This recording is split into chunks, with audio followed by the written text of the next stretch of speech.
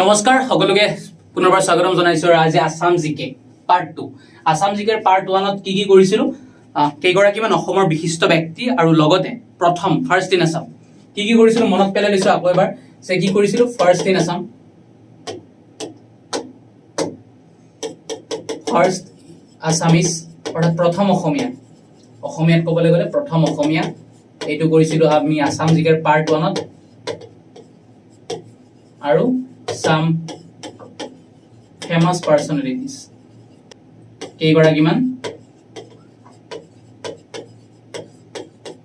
বিশিষ্ট ব্যক্তিত্ব অসমীয়াত ক'বলৈ গ'লে শুদ্ধ অসমীয়া বিশিষ্ট ব্যক্তিত্ব অৰ্থাৎ জনপ্ৰিয় অথবা বিশিষ্ট ব্যক্তিত্ব এইখিনি কৰিছিলো পাৰ্ট 1ত। আজি পাৰ্ট 2ত বেলেগ একো নকৰো। পাৰ্ট 2ত আজি কি কৰিম ছদ্মনাম কৰিম। ছদ্মনাম অৰ্থাৎ কিছুমান বিশেষ ব্যক্তি কিছুমান আমি ছদ্মনামেৰে জানো ছদ্মনাম আৰু তাৰ আগত কিছুমান ব্যক্তি ৰৈ গৈছিলে বিশেষ কিছুমান ব্যক্তি ৰৈ গৈছিলে মানে ইয়াৰ সাম ফেমাস পাৰ্সনালিটিজ তাৰে কেইগৰাকীমান ৰৈ গৈছিলে যেনে আমি ভূপেন হাজৰিকা দেৱৰ কথা আলোচনা কৰা নাছিল। ভূপেন হাজৰিকা দেৱৰ কথা আমি আলোচনা কৰিম। তেনেকুৱা ধৰণৰ কিছুমান ৰৈ গৈছিলে সেই ৰৈ যোৱা ব্যক্তি কেইগৰাকীমানৰ বিষয়ে আমি আলোচনা কৰিম আৰু লগতে ছদ্মনামৰ বিষয়ে অধ্যয়ন কৰিম। ছদ্মনাম মানে সাপোজ মই এটা এক্সাম্পল দিছো ৰঘুনাথ চৌধুৰী এগৰাকী অসমীয়া কবি হয়নে যে ৰঘুনাথ চৌধুৰী এগৰাকী অসমীয়া বিখ্যাত কবি। তেখেতক কিন্তু ৰঘুনাথ চৌধুৰীৰ উপৰিও তেখেতক আমি অন্য এটা নামেৰেও জানো সেইটো নাম হৈছে বিহগী কবি।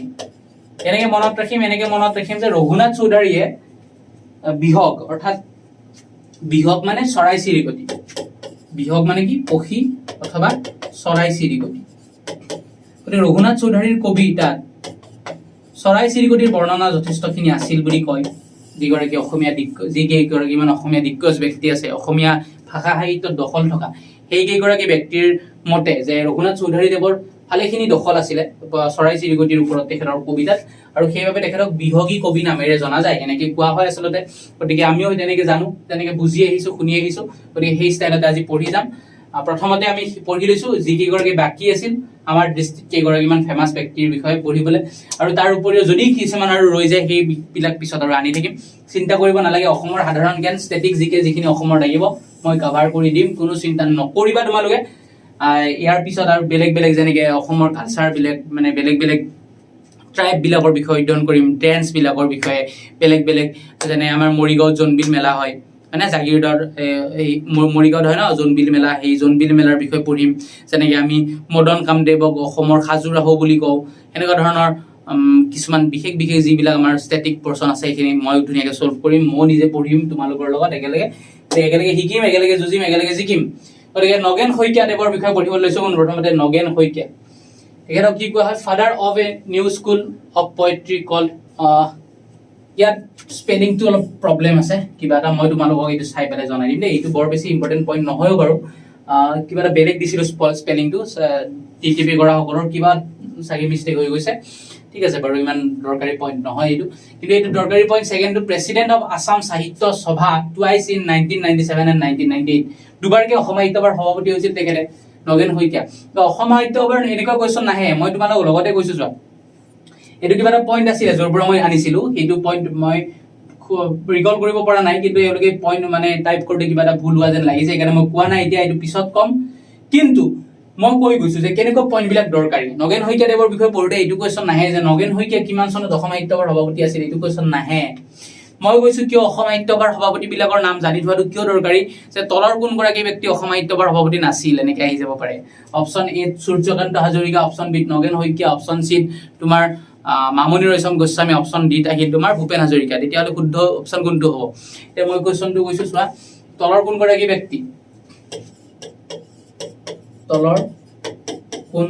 ব্যক্তি কুৱেশ্যন এনেকুৱাকেহে হ'ব দেই। তলৰ কোনগৰাকী ব্যক্তি অসম সাহিত্য সভাৰ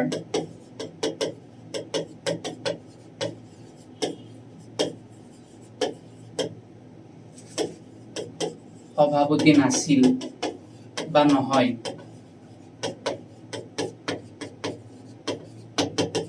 অপশ্যন এ দিলে সূৰ্যকান্ত হাজৰিকা,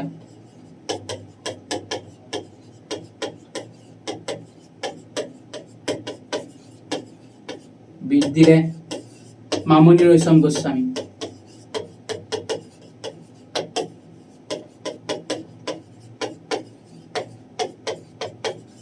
চিত দিলে নগেন শইকীয়া,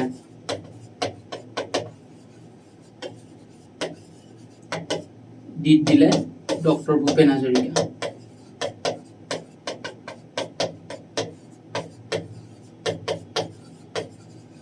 গতিকে সূৰ্যকান্ত হাজৰিকাটো প্ৰেজেন্ট প্ৰেচিডেণ্ট বৰ্তমান অসম সাহিত্য সভাৰ সভাপতি, মামনি ৰয়ছম গোস্বামী, নগেন শইকীয়া, ভূপেন হাজৰিকা। এইটো ভূপেন হাজৰিকা আছিল বুলি জানো, ভূপেন হাজৰিকা হয়, গতিকে অপশ্যন ইয়ে নহয় সুধিছে, গতিকে এইটো নহ'ব, এইটো নহয়।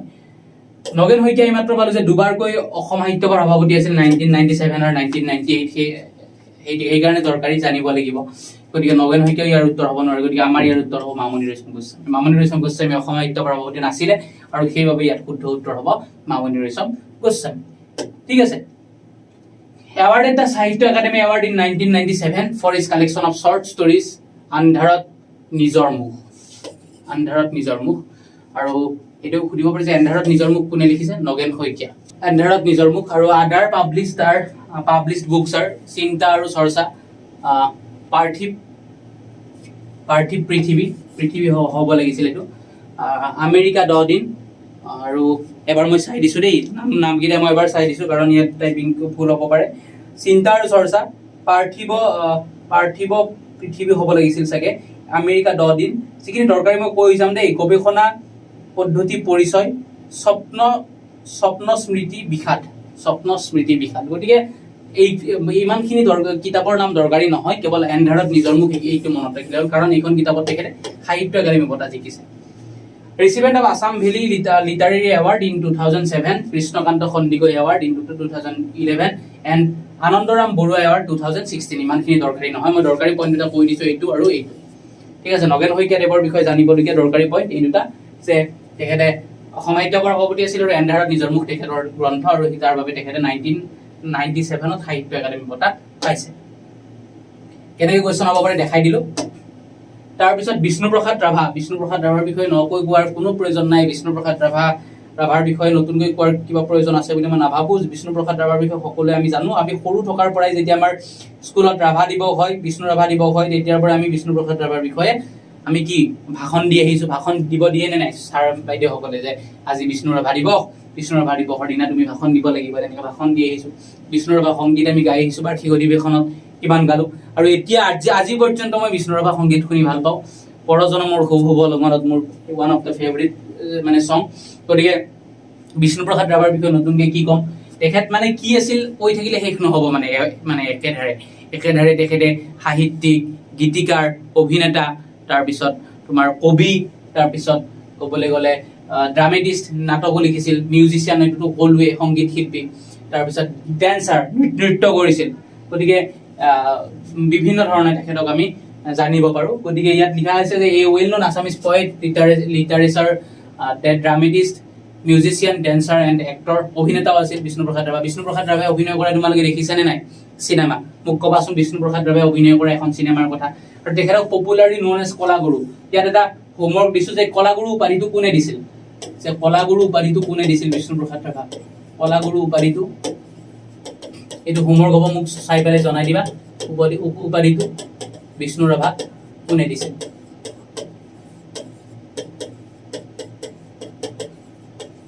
কলাগুৰু উপাধিটো কোনে দিছিল? এইটো কুৱেশ্যন হ'ব পাৰে, আৰু সেইবাবে এইটো কুৱেশ্যন দিছোঁ। সোণপাহি বিৰাট দৰকাৰী। মই কৈ যাম বিষ্ণুপ্ৰসাদ ৰাভাৰ সৃষ্টিবিলাক দৰকাৰী, আৰু সেইবাবে কৈ যাম যে সোণপাহি, মিচিং কনেং, অসমীয়া কৃষ্টিৰ সমূহ আভাস, অতীত অসম, আৰু এনেকুৱা ধৰণৰ গ্ৰন্থ। গতিকে সোণপাহি, মিচিং কনেং এই দুখন বেছি দৰকাৰী, মনত ৰাখিবা তোমালোকে সোণপাহি, মিচিং কনেং। বৰ্ণ ইন ঢাকা অন 31 জানুৱাৰী 1909, আৰু মৃত্যু হৈছিল তেখেতৰ 20 জুন 1969 চনত। ঠিক আছে। গতিকে বিষ্ণুপ্ৰসাদ ৰাভাৰ বিষয়ে যিমানে আমি অধ্যয়ন কৰিম সিমানে কম হ'ব আমাৰ বাবে, তথাপি জানি থ'ব লাগিব এইখিনি কথা। সোণপাহি, মিচিং কনেং। বিষ্ণুপ্ৰসাদ ৰাভাক কলাগুৰু উপাধিটো কোনে দিছিল? এইটো বৰ দৰকাৰী, মই হোমৱৰ্ক দিছোঁ, আৰু যদি নোৱাৰা মোক ক'বা, মই জনাই দিম। ঠিক আছে। গতিকে তাৰপিছত এতিয়া চাবলৈ গ'লে ভৱেন্দ্ৰনাথ শইকীয়াৰ বিষয়ে তোমালোকে জানা চাগে, সকলোৱে পাইছা। Noted short story writer and famous film director, born on 20 February 1939। Movies like Sandhyarag, Anirban, Agnisnan বিৰাট ফেমাছ আছিল, এইখন অগ্নিস্নান বিৰাট মানে ফেমাছ আছিল ভৱেন্দ্ৰনাথ শইকীয়াৰ। ইয়াৰ ওপৰত নাটকো হৈছিল এবাৰ। নাটকখন ইতিহাস থিয়েটাৰ লৈছিল নে কোনে লৈছিল পাহৰিলো, ৰাজশ্ৰী লৈছিল, চম্পক শৰ্মা আছিল অগ্নিস্নান নাটকখনত। তাৰপিছত কোলাহল, সাৰথি, আৱৰ্তন, ইতিহাস ইত্যাদি হ'ব। গতিকে এইকেইখন তেখেতৰ ফেমাছ মানে চিনেমা আছিল। কিন্তু অগ্নিস্নান বিৰাট দৰকাৰী, অনিৰ্বাণ, সন্ধ্যাৰাগ এইকেইখন। পাব্লিছড বুকছ আৰ শৃংখল, সেন্দুৰ, গহ্বৰ, অন্তৰীপ বিৰাট দৰকাৰী। মই লিখি দিছো অসমীয়াত দৰকাৰ হলে। শৃংখল ভৱেন্দ্ৰনাথ শইকীয়াই লিখা, সেন্দুৰ পঢ়িবা, মই পঢ়িছো, শৃংখল পঢ়িছো, সেন্দুৰ পঢ়িছো, গহ্বৰো পঢ়িছো, অন্তৰীপখন পঢ়া নাই, মোৰ ঘৰত আছে, যদিও মানে ঘৰত আছে তথাপি এতিয়ালৈকে পঢ়া হোৱা নাই, পঢ়িবা তোমালোকে পাছত। বৰ দৰকাৰী মানে কি, বহুত ধুনীয়া। সেন্দুৰৰ যিকেইটা গল্প বহুত বেছি ধুনীয়া। গহ্বৰ পঢ়িবা, শৃংখল পঢ়িবা, বিৰাট ধুনীয়া, আচৰিত কনচেপ্ট মানে ভৱেন্দ্ৰনাথ শইকীয়াৰ, কিবা ধৰণৰ কনচেপ্ট মানে লিখি দিয়ে যিটো আমি ভাবিব নোৱাৰো সচৰাচৰ মানুহে। অন সাহিত্য একাডেমি এৱাৰ্ড ফৰ শৃংখলৰ বাবে তেখেতে সাহিত্য একাডেমি বঁটা পাইছিল 1976 চনত। 76 চনত পাইছিলে, 1976 চনত কিহৰ বাবে, মানে শৃংখলৰ বাবে। Also awarded the Assam Valley Literary Award and Srimanto Shankardev Award in 1998 চনকেইটা দৰকাৰী নহয়। Died on 13 August 2003। গতিকে মৃত্যু চনো নুসুধে, তাৰিখো নুসুধে, মনত ৰাখিবা গ্ৰন্থ এখনৰ নাম শৃংখল, সেন্দুৰ, গহ্বৰ, অন্তৰীপ। ঠিক আছে, চিনেমা এখনৰ নাম সন্ধ্যাৰাগ, অনিৰ্বাণ, অগ্নিস্নান, কোলাহল, সাৰথি, এইকেইখন মনত ৰাখিব। এতিয়া অম্বিকাগিৰি ৰায়চৌধুৰী, এইখিনি অম্বিকাগিৰি ৰায়চৌধুৰীৰ বিষয়ে। গতিকে অম্বিকাগিৰি ৰায়চৌধুৰীৰ বিষয়ে জানিবলগীয়া কথা আমি কৈ দিছো, ইমানখিনি চাব নালাগে বাৰু। অম্বিকাগিৰি ৰায়চৌধুৰীৰ বিষয়ে কি জানিব লাগে মই কৈ দিছো। ইয়াৰ ওপৰত জানিবলগীয়া বেলেগ একো নাই, এইখিনি জানিব লাগিব অম্বিকাগিৰি ৰায়চৌধুৰীৰ, যে তেখেতক কি বুলি কোৱা হয়, অসম কেশৰী। এইটো অসম কেশৰী অম্বিকাগিৰি ৰায়চৌধুৰী, এইটো জানিব লাগিব। তাৰপিছত বিশেষকৈ তেখেতৰ বিষয়ে তেখেত অসম সাহিত্য সভাৰ সভাপতি আছিল, এইটো জানি থলে হ'ল, অসম সাহিত্য সভাৰ সভাপতি আছিল। এই দুটা কথা জানি থৈ দিলে হ'ল। সাহিত্য একাডেমি বঁটা পাইছিল তেখেতে, was awarded the Sahitya Akademi Award for his book Bedanar Ulka in 1966। গতিকে এইখিনি মনত ৰাখিলে হ'ল। বেদনাৰ উল্কা অম্বিকাগিৰি ৰায়চৌধুৰীৰ অসম কেশৰী বুলি জানো, আৰু তেখেত প্ৰেচিডেণ্ট আছিল অসম সাহিত্য সভাৰ। ঠিক আছে, এইখিনি জানি থলে যথেষ্ট, ইমানখিনি জানিব নালাগে আৰু হ'ব। ইমানখিনি আনিছো, আৰু য'ৰ পৰা মই মানে কালেক্ট কৰিছো বহুত আছিল, ইয়াতকেও বেছি আছিল। গতিকে এইখিনি জানি থলে হ'ল যে অসম কেশৰী বুলি জানো, অসম সাহিত্য সভাৰ সভাপতি আছিল, আৰু বেদনাৰ উল্কাই গ্ৰন্থখনৰ বাবে 1966 তেখেতে সাহিত্য একাডেমি বঁটা পাইছিল। ঠিক আছে, Chandrakumar Agarwala, one of the founders of জোনাকীৰ কথা জানো, জোনাকী যুগৰ কথা। Jonaki Assamese magazine and the editor of its first two issues মানে প্ৰথম দুটা এডিশ্যনৰ তেখেত কি আছিল, এডিটৰ আছিল। আৰু পাব্লিচাৰ অফ দ্য মেগাজিন অসমীয়া নামৰ এখন মেগাজিন আছিল, 1928 ওলাইছিল, তেখেতে পাব্লিচাৰ আছিলে। আৰু পাব্লিছড বুকছ অন পয়েট্ৰি, প্ৰতিমা এইটো বন বৰাগী হৈছে, বিন বৰাগী হ'ব লাগিছিল। আৰু চন্দ্ৰামৃত। ঠিক আছে, ডাইড অন 2 আগষ্ট 1938। বহুত বেছি দৰকাৰী নহয় বাৰু, প্ৰতিমা মনত ৰাখিবা, বিন বৰাগী মনত ৰাখিবা। নিৰ্মল প্ৰভা বৰদলৈ, প্ৰেচিডেণ্ট অফ অসম সাহিত্য সভা, তেখেতেও আছিল অসম সাহিত্য সভাৰ প্ৰেচিডেণ্ট। এইখিনি মনত ৰাখিলো। কি বুক পাব্লিছ হৈছিল, বন ফৰিঙৰ ৰং, দিনৰ পিছত দিন, 3 দিনৰ পাছত দিন, অন্তৰংগ, দেৱী, সুদীৰ্ঘ, দিন আৰু ৰাতি। এৱাৰ্ডেড এৱাৰ্ডেড সাহিত্য একাডেমি ইন 1983। মনত ৰাখিবলগীয়াখিনি কৈ গৈছো, বেছি দৰকাৰী বিলাকৰ কথা বহুত বেছি ৰৈ পেলাই কৈছো, আৰু যিবিলাক বহুত বেছি দৰকাৰী নহয়, প্ৰশ্ন এতিয়ালৈকে অহা নাই, অলপ স্কিপ কৰি গৈছো। ঠিক আছে, চব পঢ়িব নালাগে একেলগে। নৱকান্ত বৰুৱাৰ বিষয়ে জানিবা, এখুত ককাইদেউ বুলি জানো আমি, কি বুলি জানো, এখুত ককাইদেউ, এইটো তেখেতৰ ছদ্মনাম। আজি ছদ্মনামৰ বিষয়ে যিহেতু পঢ়ি গৈছো আগতে, এখুত ককাইদেউ বুলি জানো। অসম সাহিত্য সভাৰ সভাপতি আছিল তেখেতেও, 1990 আছিল। সাহিত্য একাডেমি বঁটা পাইছিলে ফৰ হিজ নভেল ককা দেউতাৰ হাৰ। গতিকে সুধিব পাৰি যে ককা দেউতাৰ হাৰ কোনে লিখিছিল, সকলোৱে জানে চাগে, হয়নে? নজনা মানুহ কোনো নাই, নৱকান্ত বৰুৱাই লিখিছিল। He was honored with Padma Bhushan 1976। Padma Bhushan award পাইছিল, ধেমালি নহয় দেই, পদ্মশ্ৰী বহুতে পায়, কিন্তু পদ্মভূষণ আৰু পদ্মবিভূষণ এই দুটা ধেমালি নহয়। গতিকে he also won Assam Valley Literary Award in 1993। আৰু বুকছ বিলাকৰ কথা কৈছে ইয়াত। গতিকে এনেকুৱা ধৰণৰ বুকছ,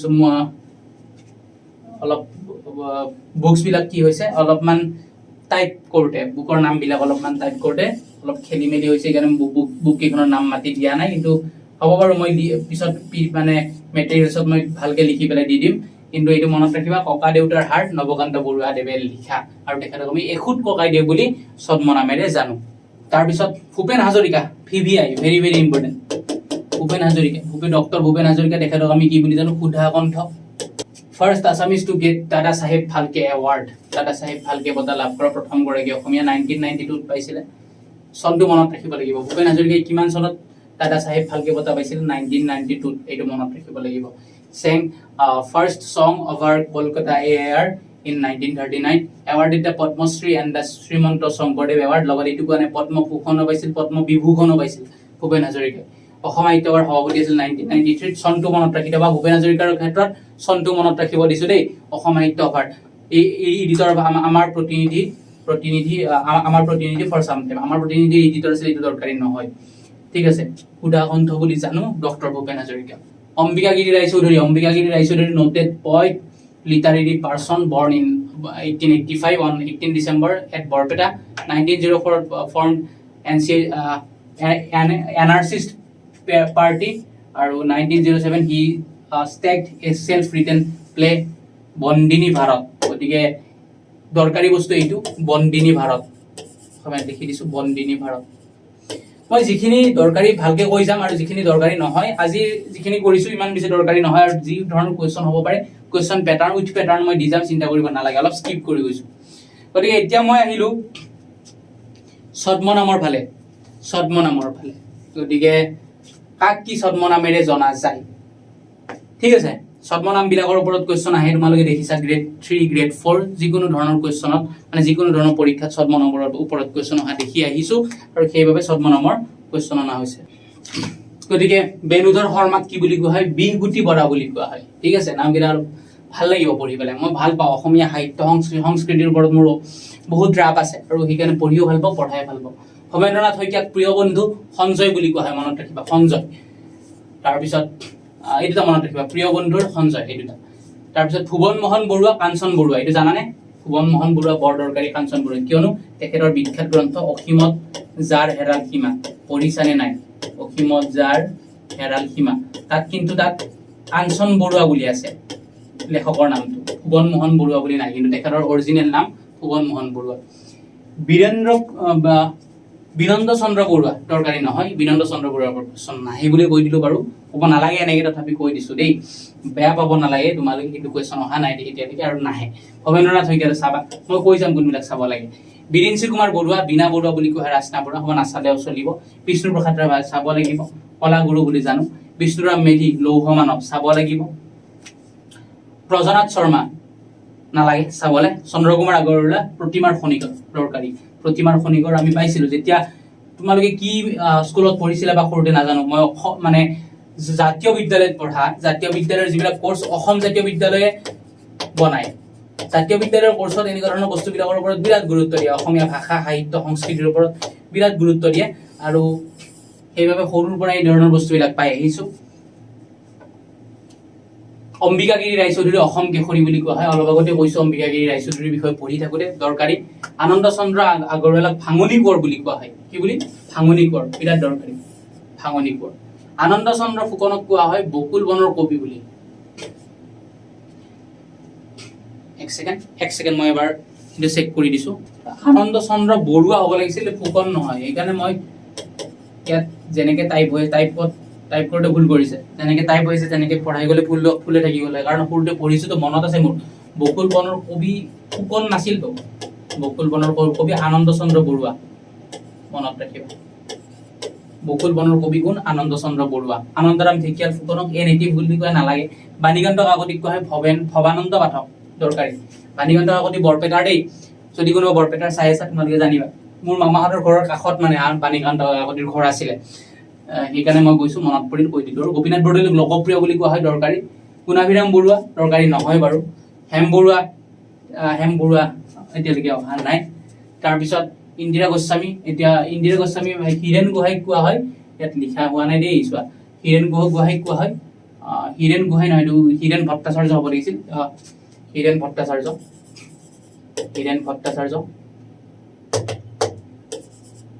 আজিৰ পিপিটিটোত অলপমান খেলি মেলি পাইছোঁ মই পঢ়াওঁতে, অৰ্থাৎ আমাৰ টাইপ কৰোঁতে অলপ ভুল হৈছে, মানে টাইপিং যিসকলে থাকে টাইপিঙৰ দায়িত্বত, সেইকাৰণে অলপ খেলি মেলি পাইছোঁ, তোমালোকে বেয়া নাপাবা। মানে তালৈ পেলাই অলপ মানে তোমালোকৰ অলপ ডিষ্টাৰ্ব হ'ব পাৰে, তাৰ বাবে চৰি। ইয়াৰ পাছত বাৰু এইখিনি শুদ্ধ কৰিবলৈ চেষ্টা কৰিম। মানে টাইপিঙত বহুত ভুল হৈ যায়, যদি থাকে তেতিয়াহ'লে অসমীয়া শব্দ এটা যেতিয়া ইংলিছত টাইপ কৰিব মানে তেতিয়া যদি ভুল অলপ হৈ যায়, তেতিয়া উচ্চাৰণটো কিবা ধৰণৰ হৈ যায়, আৰু সেইকাৰণে মই অলপ প্ৰব্লেম পাইছোঁ আজি।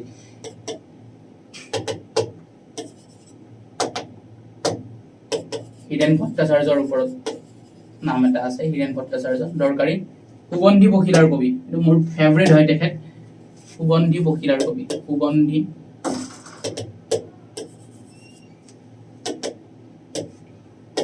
পখিলাৰ কবি। জ্যোতিপ্ৰসাদ আগৰৱালা ৰূপকোঁৱৰ বুলি জানো, এইটো দৰকাৰী। কমলাকান্ত ভট্টাচাৰ্য অগ্নিকবি। কনকলতা বৰুৱা বীৰবালা। লক্ষ্মীনাথ বেজবৰুৱা ৰসৰাজ সাহিত্যৰথী, আৰু কৃপাকৰ বৰবৰুৱা। এতিয়া চবেই জানে ৰসৰাজ আৰু সাহিত্যৰথী বুলি জানো, কিন্তু কৃপাকৰ বৰবৰুৱাটো বহুতে নাজানে, আৰু সেইবাবে এইটো মনত ৰাখিলে হ'ল যে কৃপাকৰ বৰবৰুৱা বুলি আমি লক্ষ্মীনাথ বেজবৰুৱাকে কওঁ, গতিকে এইটো দৰকাৰী। মহেন্দ্ৰনাথ ডেকা ফুকন নালাগে। মফিজুদ্দিন আহমদ হাজৰিকা জ্ঞান মালিনীৰ কবি, দৰকাৰী। এইটো কোৱা হ'ব জ্ঞান মালিনীৰ কবি, এনেকে লিখিম আমি, জ্ঞান মালিনীৰ কবি, ঠিক আছে। মফিজুদ্দিন আহমদ হাজৰিকা জ্ঞান মালিনীৰ কবি। তাৰ পাছত ৰবীন্দ্ৰ নালাগে, ৰুদ্ৰ বৰুৱা নালাগে, সত্যনাথ বৰাক ক'ব এজন অসমীয়া বুলি। Syed Abdul Malik VVI, very very important. অজগৰ বুলি কোৱা হয়, আৰু স্বামী কিবা স্পেলিং এইটো নালাগে বাৰু, এইটো অজগৰটো মনত ৰাখিলে, অজগৰ বুলি কোৱা হয়। ইয়াৰ ওপৰত মই কুৱেশ্যনো দিছোঁ মোৰ টেলিগ্ৰাম চেনেলত। অজগৰ বুলি কোনগৰাকী অসমীয়া ব্যক্তিক জনা হয়, যেতিয়া মনত ৰাখিলে হ'ল সৈয়দ আব্দুল মালিক। সৈয়দ আব্দুল মালিকক আমি অজগৰ বুলি নামেদি জানো। মোৰ অলৰেডি টেলিগ্ৰাম চেনেলতো ইয়াৰ ওপৰত মোৰ দিছোঁ কুৱেশ্যন, যে সৈয়দ আব্দুল মালিকক আমি অজগৰ নামেৰেও জানো। সুৰেন্দ্ৰনাথ মেধি নালাগে, তৰুণৰাম ফুকন দেশভক্ত বুলি জানো, এইটো কুৱেশ্যন হ'ব পাৰে ইয়াৰ পৰা। ঠিক আছে, আমি কি কি পঢ়িলো এফালৰ পৰা আকৌ এবাৰ চাই লৈছোঁ।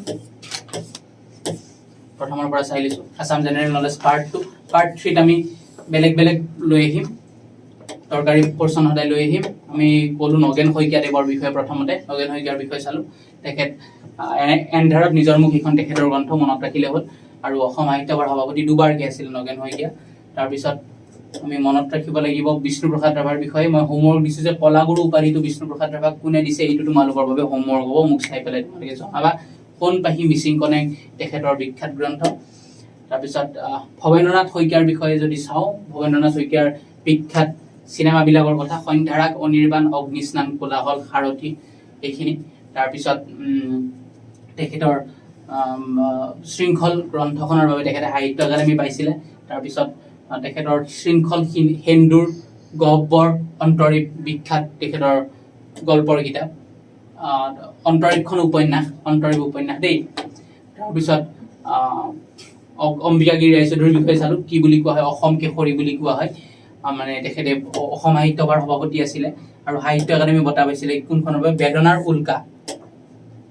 চন্দ্ৰকুমাৰ আগৰৱালা প্ৰতিমাৰ খনিকৰ বুলিও কওঁ আমি, হয়নে, কাৰণ প্ৰতিমা লিখিছিলে, প্ৰতিমাৰ সেইকাৰণে প্ৰতিমাৰ খনিকৰ বুলি কোৱা হয়, প্ৰতিমাৰ খনিকৰ।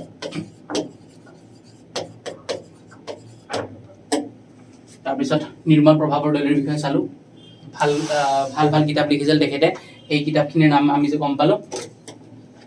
তাৰপিছত নৱকান্ত বৰুৱা, এখুত ককাইদেউ বুলি জানো, কি বুলি জানো, এখুত ককাইদেউ। পদ্মভূষণ পাইছিল 1976ত, মনত ৰাখিলে হ'ল। আৰু মষ্ট প্ৰবেবলি মই পঢ়াইছোঁ, মানে পদ্মভূষণ পোৱা প্ৰথমগৰাকী অসমীয়া, মনত কৰিবা তোমালোকে, মোক জনাবা কোন আছে, হয়নে, কিবা লিংক আছে নেকি এইখিনি কথাৰ লগত, চাবা বিচাৰি।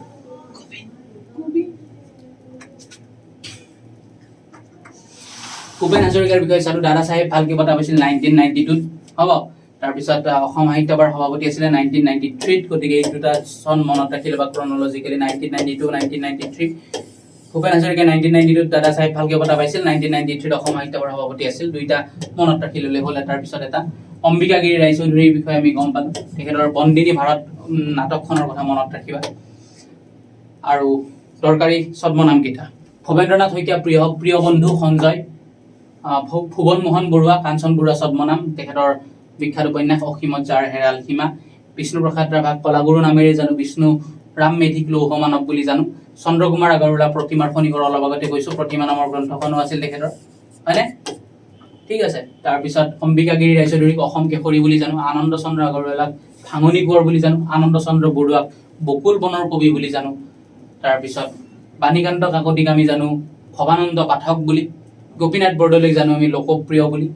তাৰপিছত আমাৰ জ্যোতিপ্ৰসাদ আগৰৱালাক জানো আমি ৰূপকোঁৱৰ বুলি, কমলাকান্ত ভট্টাচাৰ্যক অগ্নিকবি বুলি, কনকলতা বৰুৱাক বীৰবালা বুলি, লক্ষ্মীনাথ বেজবৰুৱাক ৰসৰা সাহিত্য ৰচিত জানোৱেই, এইটো নতুনকৈ গম পালা তোমালোকে আজি। কৃপাকৰ বৰবৰুৱা, মফিজুদ্দিন আহমদ হাজৰিকাক আমি জানো জ্ঞানমালিনীৰ কবি বুলি।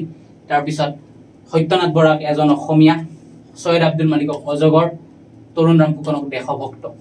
আৰু সৈয়দ আব্দুল মালিকৰ এখন বিখ্যাত গ্ৰন্থ, এই গ্ৰন্থখনৰ ওপৰত APSCৰ অলৰেডি কুৱেশ্যন আহি গৈছে। এই গ্ৰন্থখন হৈছে অঘৰী আত্মাৰ কাহিনী। এইখন বেলেগ বেলেগ ভাষালৈও মানে ইতিমধ্যে ট্ৰেন্সলেট হৈছে, অঘৰী আত্মাৰ কাহিনী। ঠিক আছে, গতিকে ইমানতে আজি এৰিব লাগিব। আছাম জেনেৰেল নলেজৰ পাৰ্ট 2 শেষ হ'ল, পাৰ্ট 3 পাৰ্ট 4 আহিব। যদি কিবা তোমালোকৰ ডাউট থাকে ডাউটখিনি জনালে হ'ল। ইয়াৰ ওপৰত ডাউট থাকিব নালাগে মই বোধ কৰোঁ। কেৱল এটা বস্তু তোমালোকক মই ভালকে কৈছোঁ যে যিখিনি পৰ্চন নালাগে, যিখিনি বৰ বেছি দৰকাৰী নহয়, সেইখিনি মই স্কিপ কৰিছোঁ। আজি যিমানখিনি আনিছোঁ তাৰ মাজত আধাখিনি স্কিপ কৰিছোঁ। আৰু আজিৰ ভিডিঅ'টোত অলপমান প্ৰব্লেম হৈছে দুই এটা স্পেলিঙৰ কাৰণে, হয়নে? সেইটো যাতে তোমালোকে ইগনোৰ কৰা। গতিকে ভালকে থাকিবা, ভালকে পঢ়িবা, স্বাস্থ্যৰ যত্ন ল'বা। আগন্তুক ক্লাছত এনেদৰে লগ পোৱাৰ পূৰ্ণ প্ৰতিশ্ৰুতিৰে আজি আমি ইমানতে সামৰিছোঁ। ধন্যবাদ।